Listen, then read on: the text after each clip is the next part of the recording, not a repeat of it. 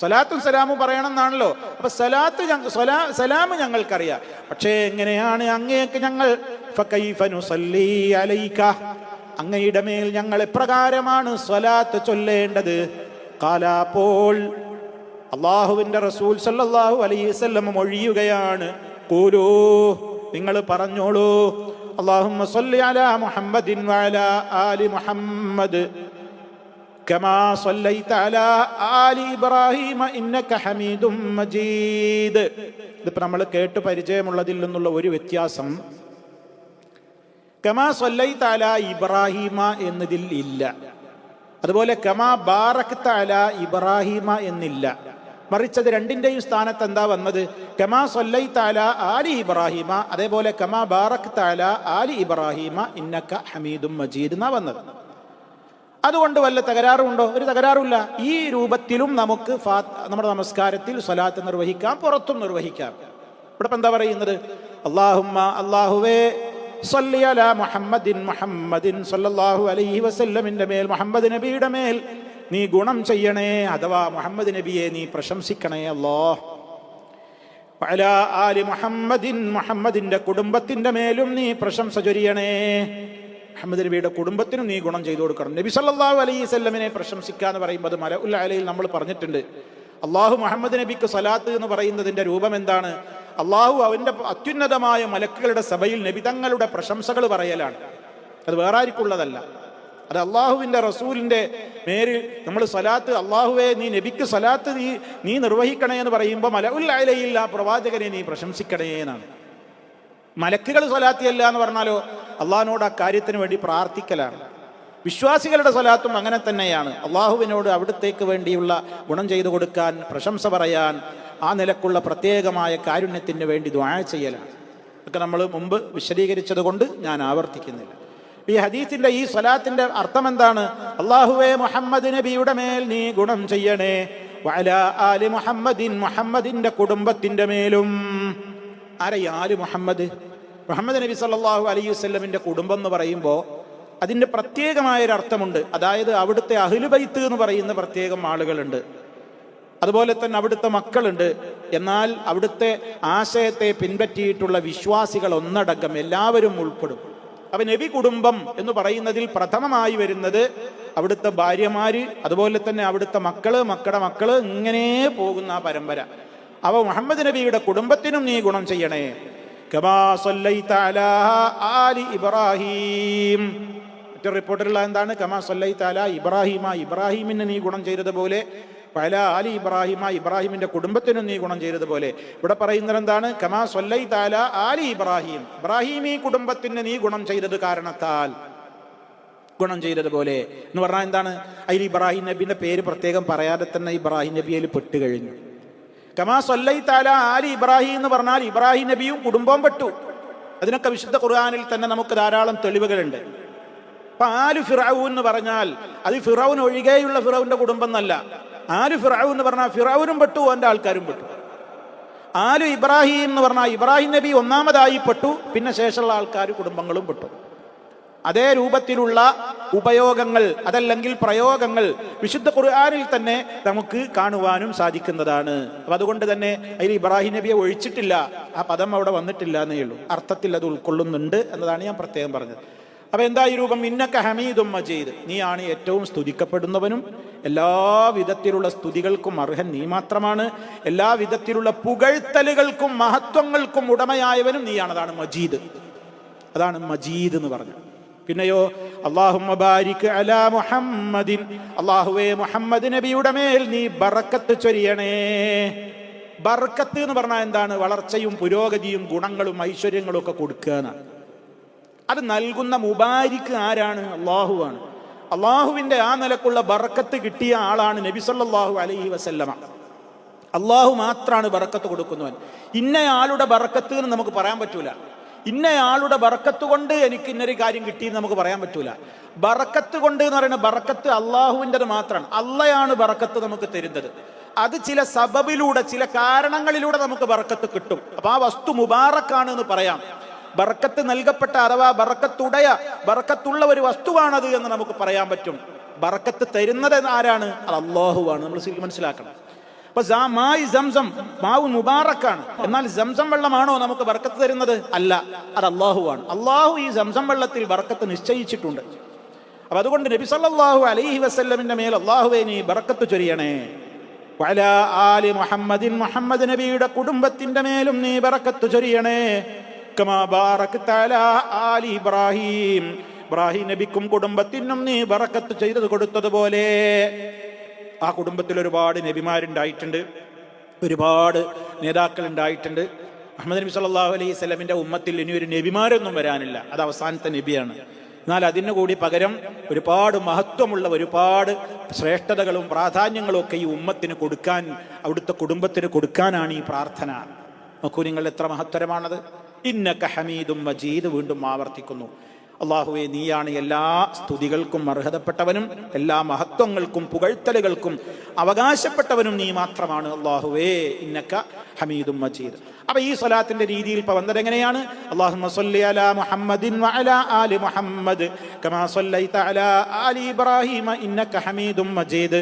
അല്ലാഹുമ്മ ബാരിക് അലാ മുഹമ്മദിൻ വഅലാ ആലി മുഹമ്മദ് കമാ ബാറക്ത അലാ ആലി ഇബ്രാഹീമ ഇന്നക ഹമീദും മജീദ്. ഇതിപ്പോ നബിതങ്ങൾ പഠിപ്പിച്ചു കൊടുത്ത ഒരു രൂപം. വേറെയും റിപ്പോർട്ടുകളുണ്ട്, ഇഷ്ടംപോലെ. وعن ابي مسعود البدري رضي الله عنه قال اتانا رسول الله صلى الله عليه وسلم ونحن في مجلس سعد بن عباده رضي الله عنه فقال له بشير بن سعد امرنا الله تعالى ان نصلي عليك يا رسول الله فكيف نصلي عليك فسكت رسول الله صلى الله عليه وسلم حتى تمنينا أنه لم يسأله ثم قال رسول الله صلى الله عليه وسلم قولوا اللهم صل على محمد وعلى آل محمد كما صليت على آل إبراهيم وبارك على محمد وعلى آل محمد كما باركت على آل إبراهيم إنك حميد مجيد والسلام كما قد علمتم. ഇത് ഇമാം മുസ്ലിം റിപ്പോർട്ട് ചെയ്ത ഹദീസ്. ഇതിലിപ്പോ നമ്മൾ നേരത്തെ പഠിച്ച, ആദ്യം ഇപ്പോൾ കേട്ട ഈ സ്വലാത്തിന്റെ രൂപത്തിൽ നിന്നുള്ള ഏക വ്യത്യാസം എന്താണെന്നറിയോ? അല്ലാഹുമ്മ എന്നുള്ളത് ആവർത്തിച്ച് വന്നിട്ടില്ല രണ്ടാമത്തെ ഖണ്ഡത്തിൽ എന്നുള്ളതാണ്. അല്ലാഹുമ്മ സ്വല്ലി അലാ മുഹമ്മദിൻ വഅലാ ആലി മുഹമ്മദിൻ കമാ സ്വല്ലൈത അലാ ആലി ഇബ്രാഹീം. പിന്നെ ഇന്നക ഹമീദും മജീദ് എന്ന് അവിടെ വന്നിട്ടില്ല. അതുപോലെ തുടക്കത്തിൽ അല്ലാഹുമ്മ ബാരിക് എന്ന് ആദ്യം പഠിച്ചതിലുണ്ട്. ഇതിൽ വബാരിക് അലാ മുഹമ്മദിൻ വഅലാ ആലി മുഹമ്മദിൻ കമാ ബാറക്ത അലാ ആലി ഇബ്രാഹീമ ഇന്നക ഹമീദും മജീദ് എന്ന് അവിടെ മാത്രമേ ഇന്നക ഹമീദും മജീദ് വന്നിട്ടുള്ളൂ. അപ്പോൾ ഒറ്റ ഇന്നക ഹമീദും മജീദും ഇതിലുള്ളത് ഒന്ന്. രണ്ടാം ഖണ്ഡത്തിൽ വബാരിക് എന്നാണുള്ളത്, അല്ലാഹുമ്മ എന്നില്ല. ഇത് ഇമാം മുസ്ലിം റിപ്പോർട്ട് ചെയ്ത ഹദീസാണ്. ഇത് പറഞ്ഞതിന്റെ ശേഷം നബി തങ്ങൾ പറഞ്ഞു വസ്സലാമു കമാ ഖദ് അലിംതു, പിന്നെ സലാം നിങ്ങൾക്ക് അറിയാവുന്നത് പോലെ തന്നെ. വസ്സലാമു, പിന്നെ സലാം കമാ ഖദ് അലിംതും, നിങ്ങൾ മനസ്സിലാക്കിയതുപോലെ തന്നെ നിങ്ങൾ അങ്ങ് നിർവഹിച്ചാൽ മതി എന്ന് പറഞ്ഞു. അപ്പൊ ഇവിടെ തുടക്കത്തിൽ എന്താണുള്ളത്? അബൂ മസൂദുൽ ബദരി റളിയല്ലാഹു തആല അൻഹു, ആ സഹാബിയാണ് ഇത് പറയുന്നത്. ഞങ്ങൾക്കരികിലേക്ക് ഒരിക്കൽ അള്ളാഹുവിന്റെ റസൂല് കടന്നു വന്നു. അതാനാ റസൂലുള്ളാഹി സ്വല്ലല്ലാഹു അലൈഹി വസല്ലം, അള്ളാഹുവിന്റെ റസൂല് ഞങ്ങളുടെ അടുത്തേക്ക് കടന്നു വന്നു. വനഹനു ഫീ മജ്ലിസി സഅദ് ബിൻ ഉബാദ റളിയല്ലാഹു അൻഹു, ഞങ്ങളപ്പോൾ സഅദ് ബിൻ ഉബാദ റളിയല്ലാഹു അൻഹുവിന്റെ ഒരു മജ്ലിസിൽ ഇങ്ങനെ ഇരിക്കുമ്പോഴാണ് നബി തങ്ങൾ ഞങ്ങളിലേക്ക് കയറി വന്നത്. ആ സമയത്ത് ആ സദസ്സിൽ ബഷീർ ബിൻ സഅദ് റളിയല്ലാഹു അൻഹു ഉണ്ടായിരുന്നു. അദ്ദേഹം നബി തങ്ങളോട് ചോദിച്ച ചോദ്യമാണ്, നബിയെ അമറനല്ലാഹു തആല, അല്ലാഹു ഞങ്ങളോട് കൽപ്പിച്ചിരിക്കുന്നുവല്ലോ, അന്നുസല്ലി അലൈക, അങ്ങയ്ക്ക് വേണ്ടി ഞങ്ങൾ സ്വലാത്ത് നേരിടണമെന്ന്, സ്വലാത്ത് ചൊല്ലണമെന്ന് പഠിപ്പിച്ചിട്ടുണ്ടല്ലോ. യാ റസൂലല്ലാഹ്, അല്ലാഹുവിന്റെ റസൂലേ, ഫകൈഫ നുസല്ലി അലൈക, ഞങ്ങൾ എപ്രകാരമാണ് അങ്ങേക്ക് സ്വലാത്ത് നിർവഹിക്കേണ്ടത് എന്ന് ചോദിക്കുന്നു. ആര്? ബഷീർ ബിൻ സഅദ് റളിയല്ലാഹു അൻഹു. അപ്പം എന്താണ്ടായത്? ഫസകത റസൂലുള്ളാഹി സ്വല്ലല്ലാഹു അലൈഹി വസല്ലമ, അപ്പോൾ അല്ലാഹുവിന്റെ റസൂല് അല്പസമയത്തേക്ക് ഇങ്ങനെ മൗനം പാലിച്ചു. സക്കത്ത എന്ന് പറഞ്ഞാൽ അടങ്ങി, മിണ്ടാതിരുന്നു, ഒന്നും മിണ്ടിയില്ല. അപ്പൊ സഹാബത്ത് പറയണേ, നബി ഇങ്ങനെ മിണ്ടാതെ കുറച്ചു നേരം നിന്നു. നബി ഇങ്ങനെ മിണ്ടാതെ നിന്നപ്പോ ഹത്താ തമന്നൈനാ, ഞങ്ങള് മോഹിച്ചു പോയി, ഞങ്ങളവിടെ കൂടിയവരൊക്കെ മോഹിച്ചു പോയി. തമന്ന എന്ന് പറഞ്ഞാൽ ആഗ്രഹിച്ചു പോയി. എന്ത്? അന്നഹു ലം യസ്അൽഹു, ചോദിക്കേണ്ടിയിരുന്നില്ല എന്ന് മോഹിച്ചു പോയി. എന്തിനാ നമ്മൾ ചോദിക്കേണ്ടിയിരുന്നില്ലല്ലേ? താൻ്റെ റസൂല് പെട്ടെന്നൊന്നും പറയാതെ അങ്ങനെ മിണ്ടാതെ നിൽക്കണല്ലോ. അപ്പൊ എന്താ ഇനിയിപ്പോ? അത് വേണ്ടിയിരുന്നില്ല, ചോദിക്കേണ്ടിയിരുന്നില്ല എന്ന് ഞങ്ങൾക്കൊക്കെ തോന്നിപ്പോയി ആ അവസരത്തിൽ. അപ്പോഴേക്കും അതാ സുമ്മ ഖാല റസൂലുള്ളാഹി സ്വല്ലല്ലാഹു അലൈഹി വസല്ലമ, അല്പനേരം അവിടുന്ന് മൗനിയായതിന്റെ ശേഷം പിന്നീട് അവിടുന്ന് ദാ പറയുകയാണ്, ഖൂലൂ, നിങ്ങൾ പറഞ്ഞോളൂ, അല്ലാഹുമ്മ സ്വല്ലി അലാ മുഹമ്മദിൻ വഅലാ ആലി മുഹമ്മദ് കമാ സ്വല്ലൈത അലാ ആലി ഇബ്രാഹീം. ഇവിടെ അല്ലാഹുമ്മ സ്വല്ലി അലാ മുഹമ്മദിൻ വഅലാ ആലി മുഹമ്മദിൻ കമാ സ്വല്ലൈത അലാ ആലി ഇബ്രാഹീം എന്ന് പറഞ്ഞു. ഇന്നക ഹമീദും മജീദ് എന്ന് വന്നിട്ടില്ല. ആ ഒരു വ്യത്യാസമുണ്ട്. പിന്നെ വബാരിക് അലാ മുഹമ്മദിൻ വഅലാ ആലി മുഹമ്മദിൻ കമാ ബാറക്ത അലാ ആലി ഇബ്രാഹീം. അതെ, രണ്ടാമത്തെ വ്യത്യാസം അതാണ്. അല്ലാഹുമ്മ ബാരിക് എന്ന് വന്നിട്ടില്ല. പിന്നെയോ ഇന്നക ഹമീദും മജീദ്, അതാണ് മറ്റൊരു വ്യത്യാസം. എന്ത്? ഇന്നക ഹമീദും മജീദ് എന്ന് അവസാനം മാത്രമേ വന്നിട്ടുള്ളൂ. അപ്പൊ ഈ നിലക്കുള്ള വ്യത്യാസങ്ങളാണ് ഇതിലുള്ള. അർത്ഥങ്ങൾക്കൊന്നും വ്യത്യാസമല്ല. പിന്നെ സലാം നിങ്ങൾക്കറിയാവുന്നതുപോലെ എന്ന് നബി സല്ലല്ലാഹു അലൈഹി വസല്ലം പറയുകയും ചെയ്തു. ഇപ്പൊ സലാത്തിന്റെ രണ്ട് രൂപം ഇപ്പൊ നമ്മൾ കേട്ട് കഴിഞ്ഞു. ഇനിയും കേട്ടോളൂ. وعن أبي حميد الساعدي رضي الله عنه قال قالوا يا رسول الله كيف نصلي عليك قال قولوا اللهم صل على محمد وعلى أزواجه وذريته كما صليت على آل إبراهيم وبارك على محمد وعلى أزواجه وذريته كما باركت على آل إبراهيم ഇന്നക ഹമീദും മജീദ്. കണ്ട, മൂന്നാമത്തെ വേറൊരു രൂപം. ഇതിൽ കുറച്ചും കൂടി വാക്കുകൾ കൂടുതലുണ്ട്.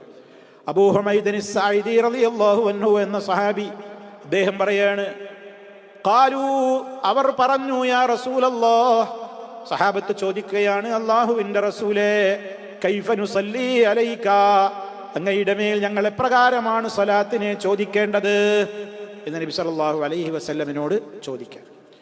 അപ്പോൾ അല്ലാഹുവിന്റെ റസൂല് പറഞ്ഞു, ഖൂലൂ, നിങ്ങൾ പറഞ്ഞോളൂ, അല്ലാഹുമ്മ സ്വല്ലി അലാ മുഹമ്മദിൻ, അല്ലാഹുവേ മുഹമ്മദ് നബിയുടെ മേൽ നീ പ്രശംസ ചൊരിയണേ. അല്ലാഹുമ്മ സ്വല്ലി അലാ മുഹമ്മദ് വഅലാ അസ്വാജിഹി വദുരിയതിഹി, അവിടുത്തെ ഭാര്യമാരുടെ മേൽ അവിടുത്തെ സന്താനങ്ങളുടെ മേലും. കണ്ടോ, അതാണ് ഇപ്പൊ ഇവിടുത്തെ വ്യത്യാസം. അല്ലാഹുമ്മ സ്വല്ലി അലാ മുഹമ്മദിൻ വഅലാ അസ്വാജിഹി വദുരിയതിഹി. ഒക്കെ നിങ്ങൾ അവിടുത്തെ ഭാര്യമാരുടെ കാര്യം പ്രത്യേകം എടുത്തു പറഞ്ഞു. ഇപ്പൊ ഖദീജ റളിയല്ലാഹു അൻഹ, ആയിഷ റളിയല്ലാഹു അൻഹ, സൗദ റളിയല്ലാഹു അൻഹ, സൈനബ റളിയല്ലാഹു അൻഹ, അങ്ങനെ റംല റളിയല്ലാഹു തആല അൻഹ, ജുവൈരിയ റളിയല്ലാഹു അൻഹ, പിന്നെ അങ്ങനെ ഏതൊക്കെ പിന്നെ ഭാര്യമാരുണ്ടോ അവരുടെയൊക്കെ പേരിൽ പത് വന്നു കഴിഞ്ഞു. പിന്നെ മക്കള്, അവിടുത്തെ മക്കളിൽ ജീവിച്ചിരിപ്പുള്ളതെന്ന് പറഞ്ഞാൽ പെൺകുട്ടികളെ മക്കളല്ലേ ഉള്ളൂ. ഫാത്തിമ ബീവിയിലെ ഹസന്, ഹുസൈന്, അങ്ങനെ അവരുടെ മക്കള്, അവർക്കൊക്കെ വേണ്ടിയുള്ള പ്രാർത്ഥനയായി, എല്ലാവർക്കും വേണ്ടിയുള്ള സ്വലാത്തായി. നോക്കൂ നിങ്ങൾ, അവർക്ക് വേണ്ടി കൂടിയുള്ള പ്രാർത്ഥന ഈ സ്വലാത്തിലുണ്ട്. അല്ലാഹുമ്മ സ്വല്ലി അലാ മുഹമ്മദിൻ വഅലാ അസ്വാജിഹി വദുരിയതിഹി കമാ സ്വല്ലൈത അലാ ആലി ഇബ്രാഹീം. പിന്നെയോ വബാരിക് അലാ മുഹമ്മദിൻ വഅലാ അസ്വാജിഹി വദുരിയതിഹി കമാ ബാറക്ത അലാ ആലി ഇബ്രാഹീം ഇന്നക ഹമീദും മജീദ്. ഇതാണ് മൂന്നാമത്തെ രൂപം. ഇങ്ങനെ വ്യത്യസ്ത രൂപങ്ങളുണ്ട്. ഇത് മാത്രമല്ല സുഹൃത്തുക്കളെ, വേറെയും രൂപങ്ങൾ നമുക്ക് ഹദീസുകളിൽ കാണാൻ സാധിക്കും. അപ്പൊ നമ്മൾ മൂന്നെണ്ണം നമ്മൾ കേട്ട് കഴിഞ്ഞു.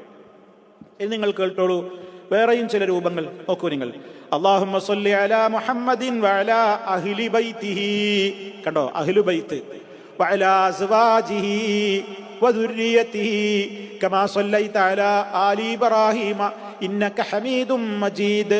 വബാരിക് അലാ മുഹമ്മദിൻ വഅലാ അഹ്ലി ബൈതിഹി വഅലാ അസ്വാജിഹി വദുരിയതിഹി കമാ ബാറക്ത അലാ ആലി ഇബ്രാഹീമ ഇന്നക ഹമീദും മജീദ്.